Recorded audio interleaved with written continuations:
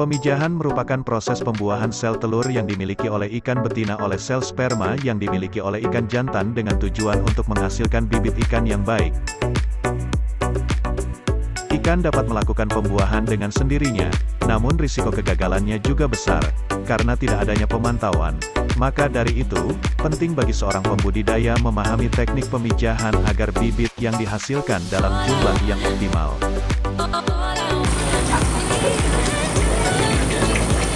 Oke, boleh dijelaskan Pak tentang pemijahan ini Pak? Ya, pertama ini pemijahan ikan nila Jatimbulan ya, yang posisi sekarang saya ada di instalasi perikanan budidaya Kepanjen. Di sana saya memproduksi benih ikan nila karena permintaan dari petani minta benih ikan nila yang seragam. Akhirnya kita keluarkan kita buat pemijahan ikan nila secara buatan.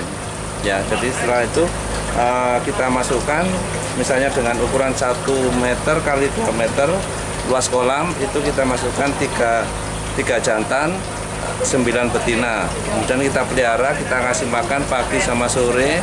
Terus kemudian kita setiap 2 minggu 1 kali itu kita ambil telurnya. Caranya airnya kita kurangin dulu.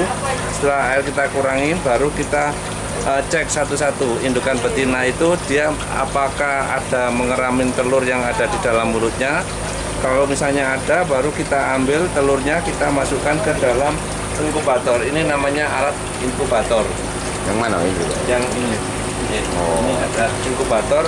Inkubator ini berfungsi untuk mengaduk supaya telur itu dia tidak diam, jadi dia gerak terus gitu ya.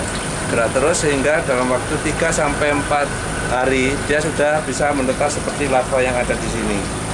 Itu. Jadi setelah itu baru kita besarkan sampai ukuran 2-3, terus kemudian baru benihnya kita suplai ke petani seperti itu. Seberapa efektif Pak cara seperti ini Pak?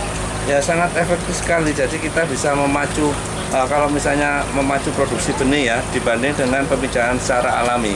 Kalau misalnya pemijahan secara alami kita butuh tempat yang luas. Terus kemudian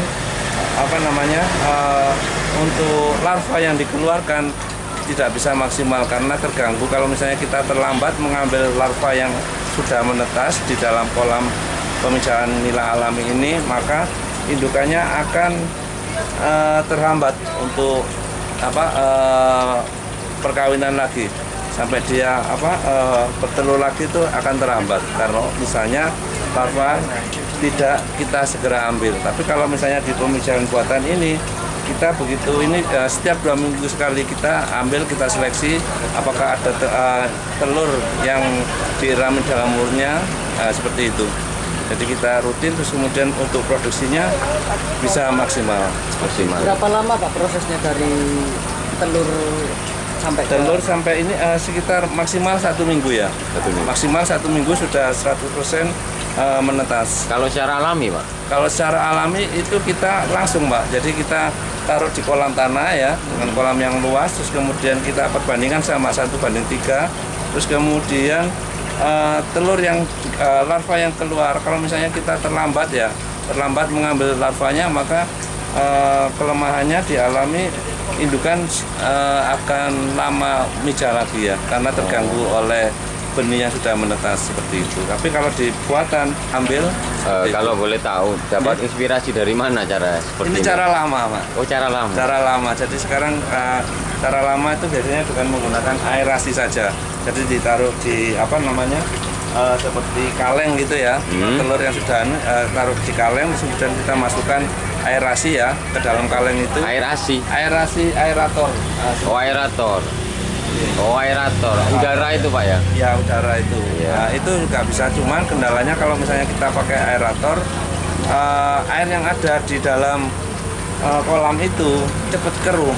Karena kalau misalnya telur tidak sampai menetas, maka dia akan bonor, istilahnya bonor. Bonor atau telur tidak jadi ya. Akhirnya banyak putih kocor, ya. Pak ya? Kocor kayak gitu. Seperti itu. Yeah.